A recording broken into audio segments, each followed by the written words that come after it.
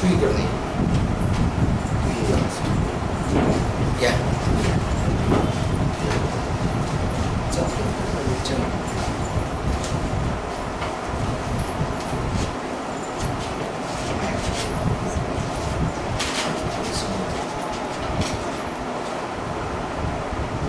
चला, good morning सगळ्यांना. कालपासून आपण जे डिस्कस करत होतो, आता तुमच्यासमोर जी उभी आहे ही चैत्राली सुनील काळे, आणि या चैत्रालीचं फायनल सिलेक्शन झालं आहे IDBI बँकेमध्ये ॲज अ AO म्हणजे ॲग्री असिस्ट ऑफिसर म्हणून हिचं सिलेक्शन झालेलं आहे. चैत्रालीबद्दल फक्त मी 2 मिनटं तिचं इंट्रोडक्शन देतो, मग चैत्राली तुमच्याशी बोलेल. त्याच्यानंतर चैत्रालीची आई पण बोलेल आणि चैत्रालीचे बाबा पण बोलतील. चैत्राली ही तिच्या बाबांसोबत आणि तिच्या बाबाचे एक मित्र असे ते माझ्याकडे आलेले होते. बरोबर मला असं वाटतं एखादं वर्ष झालं असेल. आणि मी त्यांना त्या दिवशी शब्द दिला होता की 1 वर्ष फक्त तुम्ही थोडं थांबा, दुसरी गडबड काही करू नका. 1 वर्षात चैत्राली अपॉइंटमेंट लेटर चैत्रालीच्या हातात असेल. आणि मला सांगायला मोठा आनंद वाटतो की अतिशय सिन्सिअर, म्हणजे एकही दिवस काय म्हणतात ना की विदाऊट एनी जेन्युइन रिझन ती कधीच ॲबसेंट राहिली नाही. होमवर्क तिचा ज्या दिवशीचा त्याच दिवशी, दुसऱ्या दिवशी अजिबात नाही. आणि नॉनस्टॉप इथेच ती बसायची. सकाळी 7 वाजता ती यायची आणि 5 वाजता ती घरी जायची. आणि मी नेहमी सांगतो, तुम्ही आत्ता इन्व्हेस्ट कराल तर नंतर तुम्हाला त्याचा फायदा होईल. तुम्ही आत्ता जर का प्रत्येक गोष्ट इझी घेत गेला तर नंतर तुम्हाला अडचण होऊ शकते, नव्हे ती होते. खूप सिरियसली चैत्रालीने केलं. आता तिने कशा पद्धतीनं प्रिपरेशन केलं, काय सगळं फॉलो केलं, हे सगळं चैत्राली तर इथे सांगणारच आहे. त्याआधी चैत्रालीचा आपण सत्कार करून घेऊ आणि मग चैत्राली तुमच्याशी बोलेल.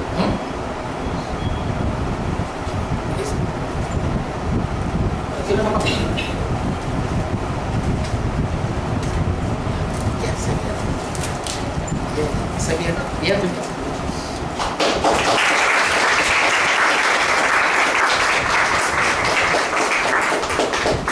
कॉंग्रॅच्युलेशन चैत्राली.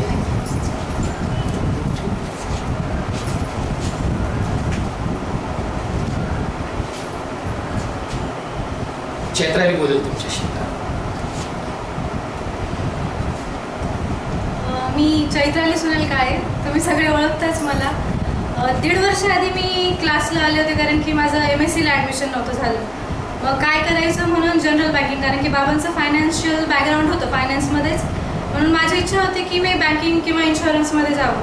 1.5 वर्ष आधी आले तेव्हा सर म्हणे की होऊन जाईल, आपण करू. मी इतके कॉन्फिडंट नव्हते, पण सर आणि बाबा कॉन्फिडंट होते, म्हणून मग मी सुरुवात केली.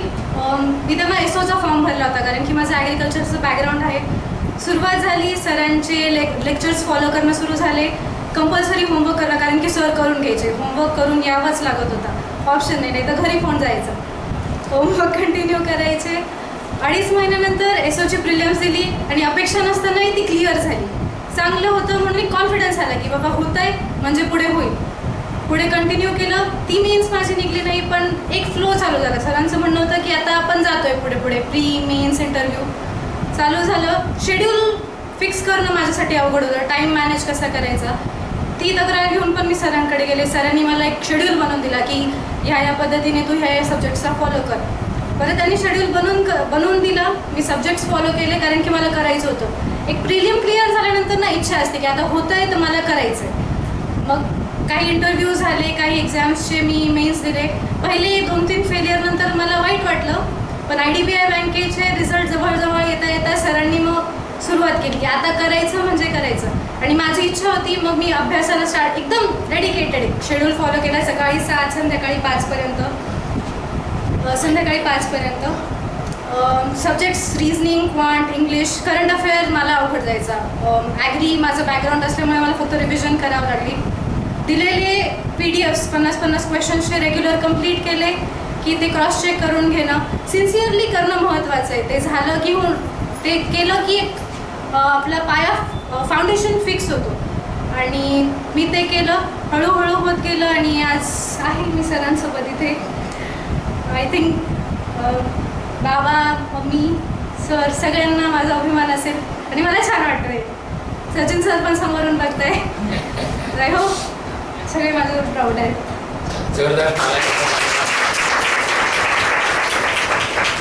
बघा, मी नेहमी सांगतो की केल्याने होत आहे ते केलेच पाहिजे. वाळूचे कंद रगडितात केले. या जगात इम्पॉसिबल काही नाही आहे, सगळं पॉसिबल आहे.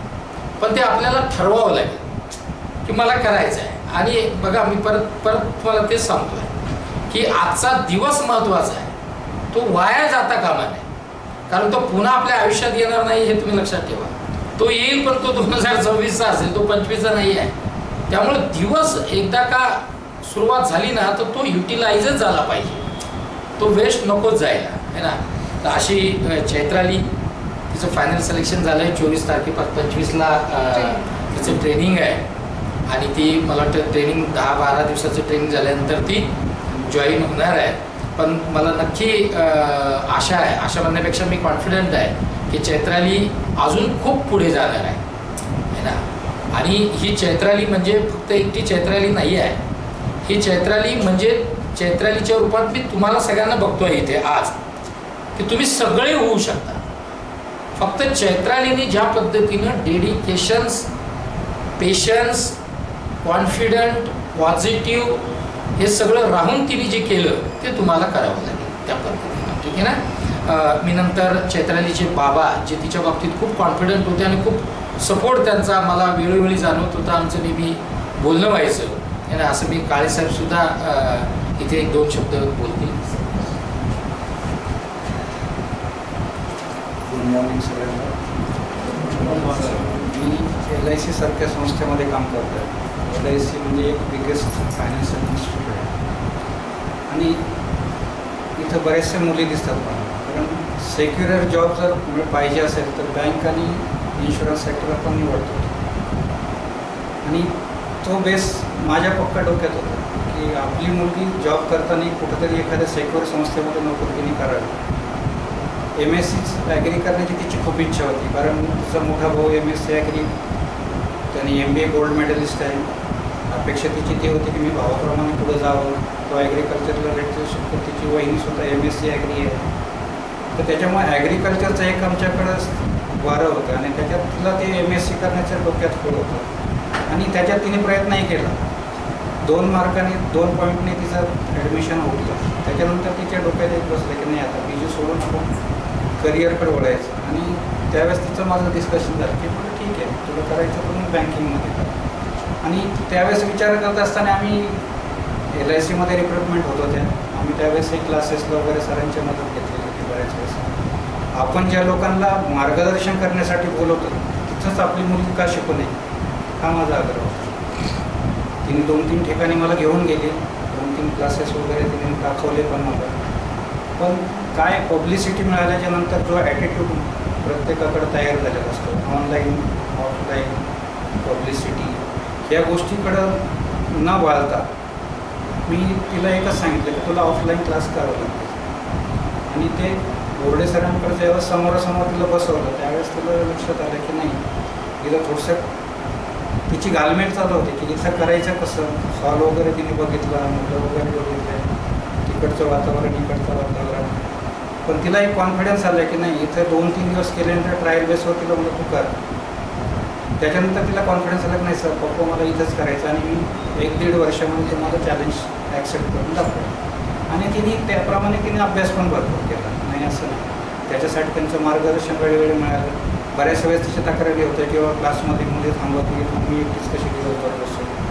मी सरांना पण सांगितलं की तुमच्या तिच्यासोबत अजून 1-2 मुली बसत असतील तर त्यांनाही प्रयत्न करा. सरांनी तेही अरेंज करून दिलं. कुठल्याही क्षेत्रात जायचं जर असेल तुम्हाला तर तुम्हाला प्रयत्न करावा लागेल, कारण तुमचे आईवडील कुठल्या तरी संस्थेमध्ये नोकरी करतात. त्यांनाही आपल्या मुलांचं भवितव्य आहे. सगळ्यात मोठ्या आईवडिलांना कसं आहे, एकच व्यक्ती आहे की जे वडील जे आपल्यापेक्षा आपल्या मुलांना मोठ्या पोस्टवर बोलू इच्छितात. त्यापैकी मी पण आहे. कारण मी LIC क्लास 3पासून सुरुवात केलेली आहे. क्लास 1पर्यंत जरी जायचं असेल तर खूप मेहनत घ्यावं लागते. आणि आज माझी मुलगी डायरेक्ट क्लास 1 होते म्हणून त्याचा मला अभिमान वाटणं साहजिक आहे. तर प्रत्येकाने आईवडिलांची इच्छा पूर्ण करण्यासाठी इमानदारीने मेहनत करावी आणि असंच यश करून बोर्ड करिअर अकॅडमीला पुढं न्यावं एवढीसाठी इच्छा व्यक्त करतो.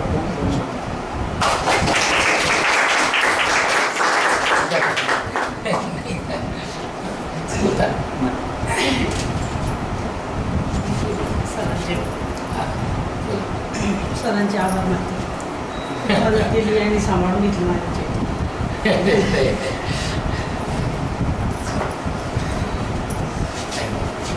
बघा, हेच खरं तर अभिप्रेत असतं प्रत्येक आईवडिलांना. आणि मी नेहमी सांगत असतो की सिलेक्शन झाल्यानंतर तुम्ही काहीच नाही करायचं. मी हमेशा कहता हूँ की सिलेक्शन होने के बाद तुम्ही घरी जायचं आणि घरी आईच्या डोळ्यात डोळे घालून बघायचं. स्वर्ग से भी सुंदर अगर क्या होता है तो वो माँ की आंखें होती है. इतका आनंद त्या आईला झालेला असतो. अरे बघा काय असतं माहिती आहे का, शेवटी आपण ज्याच्यासाठी हे करतो ते त्याचं जर का फळ मिळालं ना तर तो आनंद तो आपण शब्दात व्यक्त नाही करू शकत है ना. आणि तेच मी पूर्ण काळे फॅमिलीकडे मला बघताना किंवा मी रोज साहेबांच्या पोस्ट मी वाचत असतो, बघत असतो, तर मला ते असं वेळोवेळी जाणवतं है ना. तुम्हालाही मला हेच सांगायचं आहे की बघा, तुम्ही कोणासाठी नाही पण आईवडिलांसाठी आणि स्वतःसाठी तुम्ही बिलकुल 100% डेडिकेशन देऊन हे करायलाच पाहिजे है ना. सो पुन्हा एकदा जोरदार टाळ्या.